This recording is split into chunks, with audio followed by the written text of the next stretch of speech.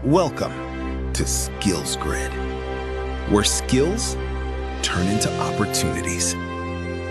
अच्छा जी स्टूडेंट्स, हम अपना लेक्चर स्टार्ट करते हैं जो हमने लास्ट क्लास में डिस्कस किया था, मीडिया क्यूरी। ठीक है, हम उसको दोबारा से एक बार डिस्कस कर लेते हैं। तो मीडिया क्यूरी क्या था, हम उसको क्यों यूज़ करते हैं, एप्लीकेशन में वो किस तरीके से काम में आता है, वेब एप्लीकेशन में क्या उसके यूजेस हैं। ठीक है, उसको हम एक बार डिस्कस कर लेते हैं। तो मीडिया क्यूरी, ठीक है,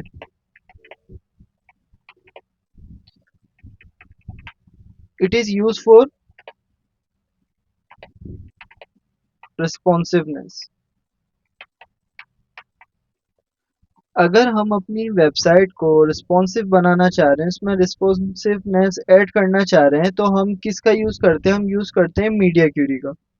ठीक है, रिस्पॉन्सिव से क्या मुराद है, रिस्पॉन्सिव से मुराद यानी कि मेरी application different size of screen के ऊपर किस तरीके से अपेयर होगी।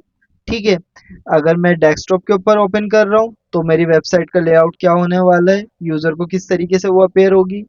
और अगर मैं अपनी वेबसाइट को मोबाइल स्क्रीन पे या फिर टैबलेट के ऊपर या फिर लैपटॉप के ऊपर ओपन कर रहा हूँ, डिफरेंट साइजेस के ऊपर ओपन कर रहा हूँ स्क्रीन को, मेरी एप्लीकेशन को, तो उसका क्या होगा, लेआउट को हम चेंज करते हैं। ठीक है, ताकि हमारा जो कंप्यूटर के ऊपर एक फील आ रही है एक लेआउट की, वो आपकी मोबाइल के ऊपर उस तरीके से नहीं आएगी। ठीक है, आप उसमें क्या होगा, सपोज हमने कंप्यूटर के ऊपर 3 कॉलम्स में लेआउट को बनाया हुआ है, मोबाइल के ऊपर वो साइज आउट हो जाएगा, हमारा लेआउट बिल्कुल खराब हो जाएगा। तो होना ये चाहिए, जब स्क्रीन का साइज चेंज हो रहा है तो हमारा लेआउट क्या हो, अपने लेआउट एडजस्ट करे खुद को। यानी कि हम उस तरीके से मीडिया क्यूरी को लिखते हैं कि जब साइज चेंज हो रहा है तो हम 3 कॉलम्स को 2 कॉलम्स में कर देते हैं। ठीक है, साइज और कम हो रहा है तो हम उसको एक कॉलम कर देते हैं, हम कार्ड्स के साइज को इंक्रीज डिक्रीज। तो मीडिया क्यूरी क्या होती है, basically it is a condition that हम कह सकते हैं that occur on given screen size. ठीक है, हम एक कंडीशन लगाते हैं कि भाई हमारा जब स्क्रीन का साइज इस साइज से कम हो जाए या ज्यादा हो जाए, तो आपने क्या करना है, इस कंडीशन को ट्रू कर देना है। अब इस कंडीशन के अंदर जो भी हमारा कोड लिखा हुआ है वो कोड क्या होगा, अप्लाई हो जाएगा हमारे पेज के ऊपर। ठीक है, इसको प्रैक्टिकल देखते हैं। तो यहाँ पर हम अपने फोल्डर को ओपन कर लेते हैं,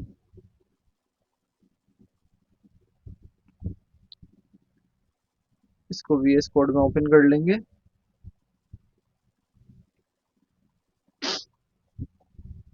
ठीक है, मैं ज़रा अपनी थीम चेंज कर लेता हूँ।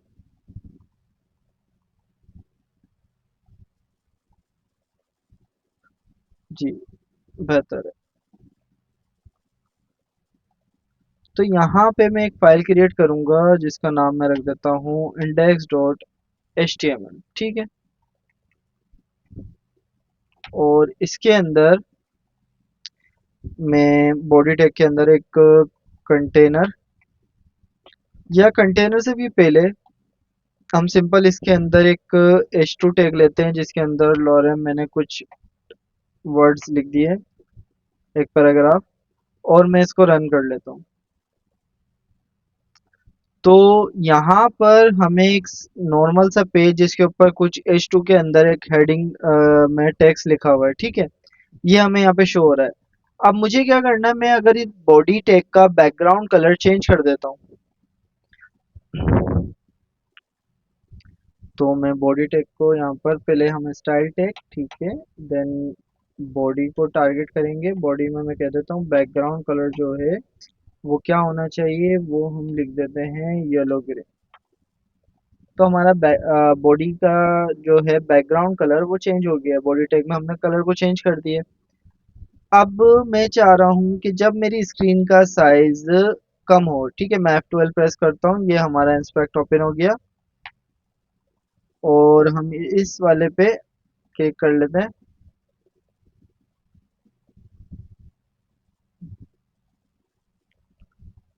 ठीक है, इस तरीके से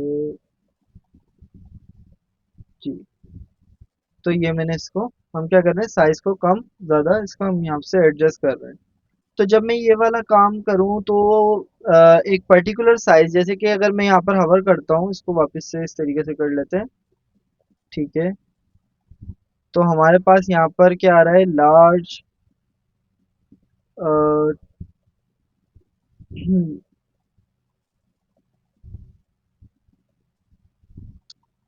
ठीक है, हमारे पास यहाँ पर स्क्रीन साइजेस आ रहे हैं।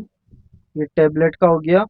टैबलेट का हमारा स्क्रीन साइज कहाँ से स्टार्ट हो रहा है, हमारा साइज स्टार्ट हो रहा है 768 से। ठीक है। लैपटॉप जो है वो स्क्रीन का साइज स्टार्ट हो रहा है 1024 px से। Large laptop 1440। ठीक है। और 4K जो हमारी स्क्रीन है वो हो रही है हमारी 2560 पे। ठीक है। तो अभी हम इसको देखते हैं। जैसे कि मैं अगर अभी लार्ज में हूँ, अभी मैं किस में हूँ, 1400 वाले साइज में। तो अगर मैं इससे कम करता हूँ, या फिर हम इसको टैबलेट स्क्रीन के अंदर लेके आ रहे हैं, तो क्या होना चाहिए, बॉडी का बैकग्राउंड कलर चेंज हो जाए, यानी कि मेरी थोड़ी सी स्टाइलिंग को मैं चेंज करना चाह रहा हूँ डिफरेंट स्क्रीन साइज के ऊपर।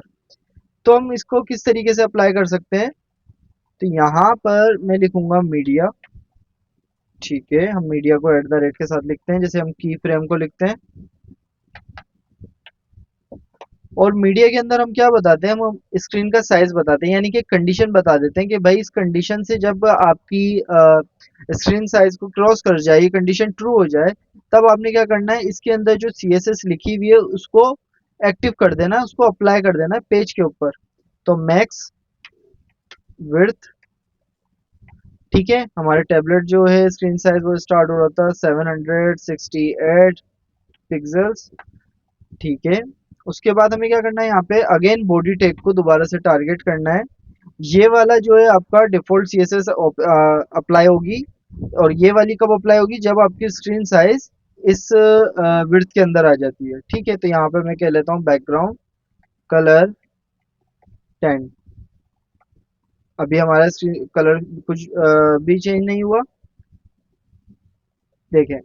तो यहाँ पर 68 पे ये है। ठीक है। लेकिन अगर 68 से मैं अबव कर रहा हूँ, तो क्या हो रहा है, जो इसको हमने ओरिजिनल येलो ग्रीन कलर दिया हुआ था वो अप्लाई हो रहा है। और अगर मैं कम करता हूँ तो यहाँ पे क्या हो रहा है, जो हमने मीडिया क्यूरी में स्टाइल दिया वो अप्लाई हो रहा है। तो बेसिकली मीडिया क्यूरी कुछ नहीं है, एक कंडीशन है जो कि स्क्रीन साइज के ऊपर अकर होती है, और उसके अंदर हम अपनी CSS को चेंज करते हैं for different sizes of screen. ठीक है। अच्छा जी। तो यहाँ पे हम इसका एक रियल लाइफ एग्जांपल देख लेते हैं। ये तो हमने इसको सिंटैक्स समझने के लिए कोड लिखा था। तो से इसको हटा देते हैं, दोबारा से कोड लिख लेते हैं। मेरे पास क्या है, मेरे पास यहाँ पर बॉडी टैग हैगा। हम एक UL बना लेते हैं। UL के अंदर मुझे LI चाहिए, और LI मुझे कितने चाहिए, मुझे 4 चाहिए। ठीक है। LI के अंदर मैं यहाँ पर, और UL को मैं कवर कर लूंगा नेफ के अंदर। ठीक है।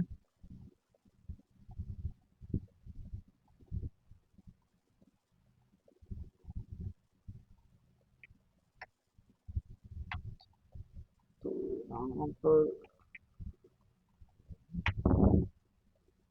सबसे पहला जो हमारा LI है उसके अंदर मैं दे देता हूँ होम। ठीक है। एक नेफ बार बनाते हैं, उसका UI को हम चेंज करेंगे जब स्क्रीन साइज कम होगा। About contact.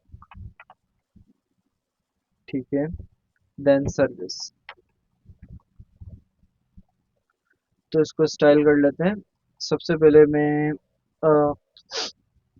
Style tag. ठीक है। देन इसके अंदर हम फर्स्ट नेव को टारगेट करेंगे। नेव को मैंने बैकग्राउंड कलर के दिया ब्लैक। ब्लैक नहीं करता है, 10। ठीक है। कुछ हो रहा है इधर, इस तरीके से शो हो रहा है हमें। अच्छा जी, एक्स्ट्रा स्पेस आ रहा है, इसको रिमूव करने के लिए मैं यूनिवर्सल सिलेक्टर को यूज़ करूँगा। और इसमें हम डिफ़ॉल्ट जो ब्राउज़र की तरफ से हमें पैडिंग एंड मार्जिन मिल रही होती है उसको हम 0 सेट कर देंगे। ठीक है।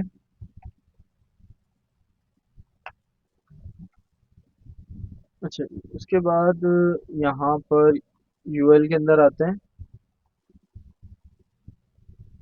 यूएल में मुझे क्या करना है, डिस्प्ले फ्लेक्स,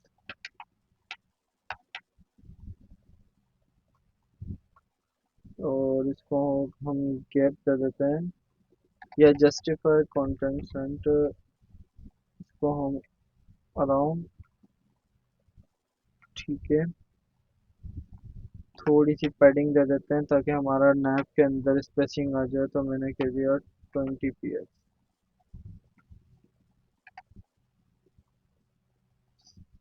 इतनी सही है।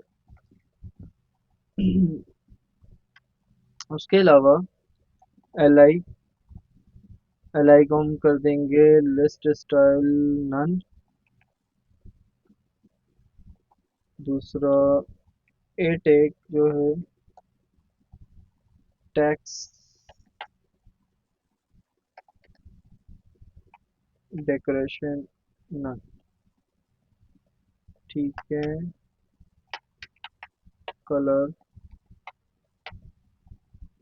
ब्लैक। उस अब हमें क्या करना है, ये हमारा एक नैप बार है, ठीक है। तो नैप बार को जो फ्लेक्स बॉक्स मैंने इसको बना दिया है, बाय डिफॉल्ट फ्लेक्स बॉक्स जो होता है हमारा वो रो होता है, ठीक है। तो जब मैं इसको मोबाइल स्क्रीन के अंदर ओपन करूंगा तो नैप बार मेरा क्या हो जाना चाहिए, कॉलम के अंदर शो होना चाहिए, ठीक है। किस तरीके से होगा, जैसे कि अगर मैं अभी इसको साइज कम करता हूँ, तो मोबाइल स्क्रीन जो है हमारी वो स्टार्ट हो रही है 425 से, ठीक है। तो मैं नैप बार का यूआई 425 px पे जब ये क्रॉस करेगा तो उस पर मैं क्या कर दूंगा, इसको लेस चेंज करेंगे हम इसको, ठीक है। कैसे करेंगे, उसके लिए मैं यहाँ पर मीडिया क्यूरी लिखता हूँ।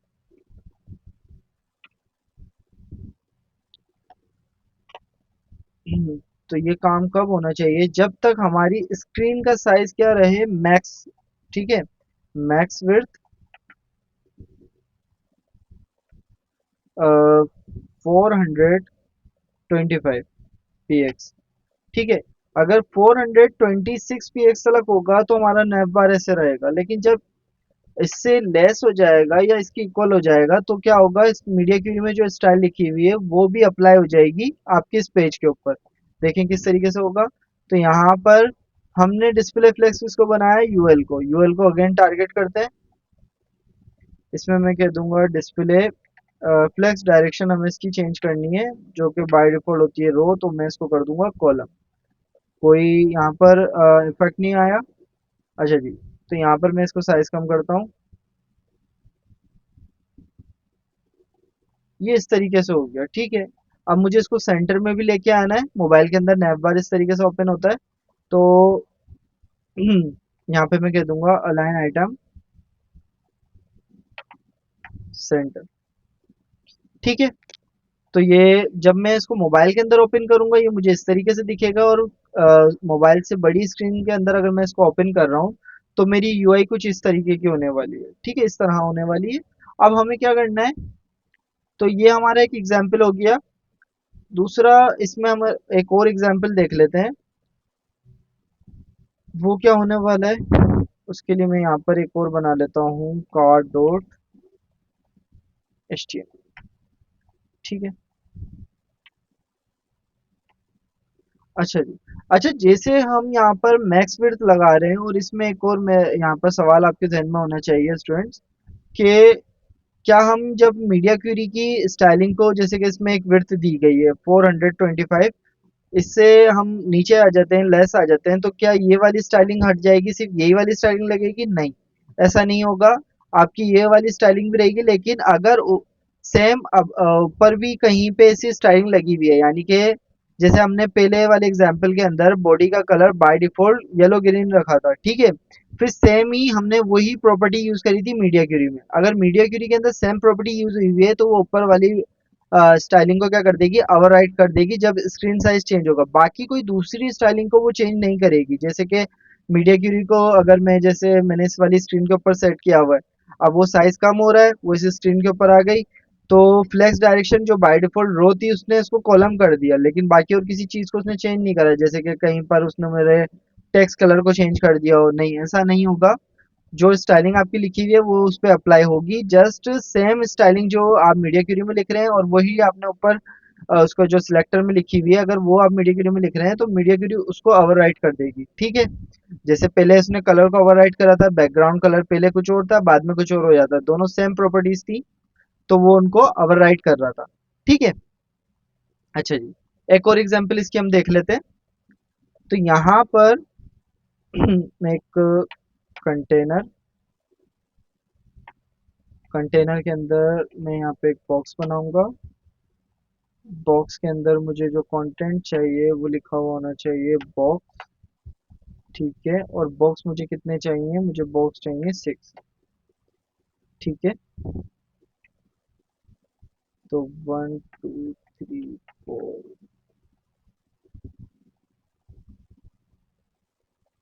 6, ठीक है।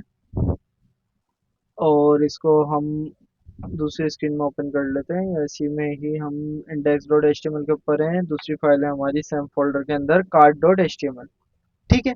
इस तरीके से हमें ये शो हो रहा है। तो यहाँ पर सबसे पहले स्टाइल स्टाइल के अंदर हमने क्या करना है, हमने यूनिवर्सल सिलेक्टर लगा के हम इसको डिफॉल्ट पैडिंग मार्जिन जो है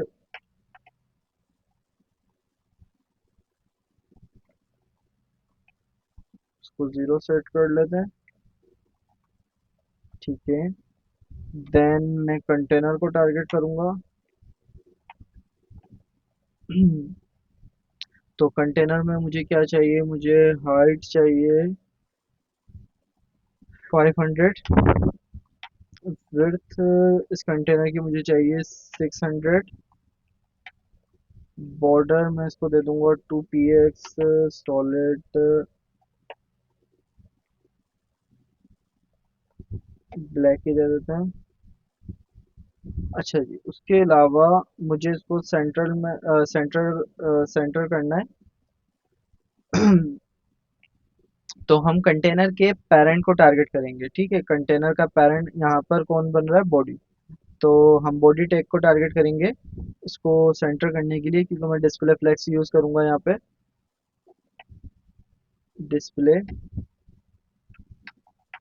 flex justify content center, min height 100 VH और अलाइन आइटम सेंटर, ठीक है जी। इसमें कुछ इशू आ रहा है,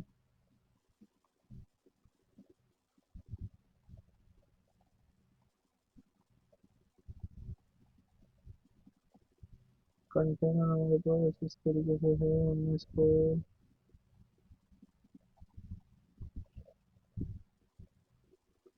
विड्थ अगर हम इसकी कम करते हैं, हाइट भी थोड़ी कम कर देते हैं, ठीक है। इस तरीके से ये हमारे पास शो हो रहा है। अब मुझे क्या करना है, मुझे अपने बॉक्सेस को थोड़ा सा स्टाइल करते हैं, फिर हम उसका लेआउट चेंज करेंगे स्क्रीन साइजेस के ऊपर, ठीक है। तो डॉट बॉक्स बैकग्राउंड कलर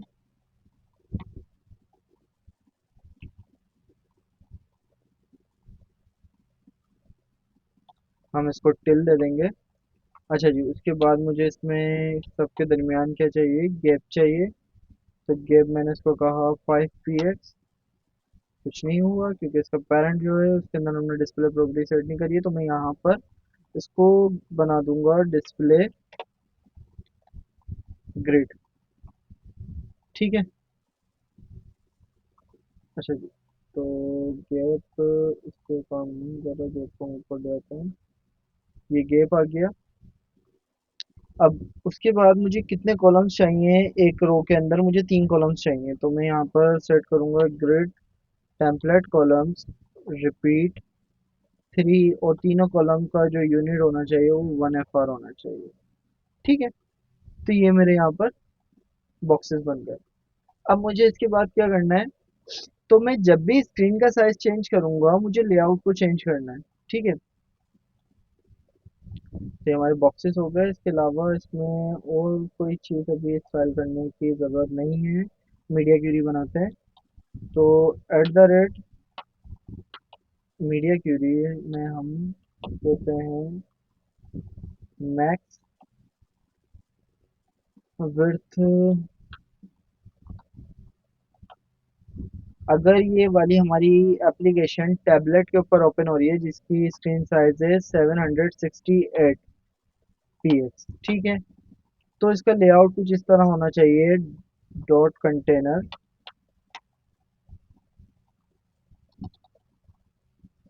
ठीक है, और यहाँ पर हम कॉलम कर देंगे 3 की जगह 2, ठीक है। देन हमारे पास हम्म, अ, अगर मोबाइल स्क्रीन के ऊपर ओपन हो रहा है यानी कि 425, तो कितना लेआउट हो जाना चाहिए? एक कॉलम, एक रो में हमें सिर्फ एक ही कॉलम चाहिए। चलिए इसको इंस्पेक्ट करते हैं। तो अभी हमारा हम जो है वो लार्ज के अंदर है, हम साइज कम करते हैं। तो जब हमने 786 को क्रॉस करा तो हमारा लेआउट क्या हुआ, चेंज हो गया। इसी तरीके से हम क्या कर सकते हैं, अपने जो कॉम्प्लेक्स लेआउट होते हैं उनको चेंज कर सकते हैं। तो यहाँ पर जब मैं इसको क्रॉस कर रहा हूँ तो ये क्या हो जा रहा है, 1 हो जा रहा है। अब इसके साथ ही हम इसमें कुछ और भी कर सकते हैं, जैसे कि जब इसमें आ रहा है तो हमारा जो कंटेनर है उसकी विड्थ भी थोड़ी कम कर देते हैं। विड्थ एंड हाइट, तो इसकी विड्थ हो जानी चाहिए बाय डिफ़ॉल्ट 500 है, मैंने 300 px कर दिया। देखते हैं किस तरीके से हो रहा है। ठीक है, तो अब विड्थ हमारी यहाँ पे सेट हो रही है स्क्रीन के अकॉर्डिंग। साइड में से स्पेसिंग वगैरह इक्वल आ रहा है। तो यहाँ पर हमने मीडिया क्यूरी को डिस्कस किया। मीडिया क्यूरी क्या है, आपकी एक तरीके की कंडीशन जो कब एक्टिव होती है, जब आपका स्क्रीन साइज उस कंडीशन को हिट कर देता है, ठीक है। तो उसमें जो हमने रूल्स अपनी सीएसएस में लिखे हुए होते हैं, जो हमने उसमें कोड किया हुआ होता है, वो भी आपके पेज के ऊपर अप्लाई हो जाता है। और अगर सेम प्रॉपर्टी टॉप के ऊपर आपने जो ओरिजिनल आपने सिलेक्टर यूज किया था उसमें भी लिखी हुई है, फिर वो मीडिया क्यूरी में लिखी हुई है, तो मीडिया क्यूरी वाली टॉप वाली को ओवरराइट कर देगी, ठीक है। और बाकी किसी आपके स्टाइल को वो चेंज नहीं करेगी, ठीक है। तो सिंपल हम डिफरेंट स्क्रीन साइजेस के अकॉर्डिंग लेआउट को चेंज करते हैं यूजिंग मीडिया क्यूरी। ठीक है स्टूडेंट्स, तो यहाँ पर लेक्चर को एंड करते हैं। मीडिया क्यूरी हमारे यहाँ पे कंप्लीट हुआ। अब जो नेक्स्ट क्लास होगी उसमें हम लोग जावास्क्रिप्ट को स्टार्ट करेंगे। सीएसएस हम यहाँ पर कंप्लीट करते हैं अपनी। अल्लाह हाफिज़।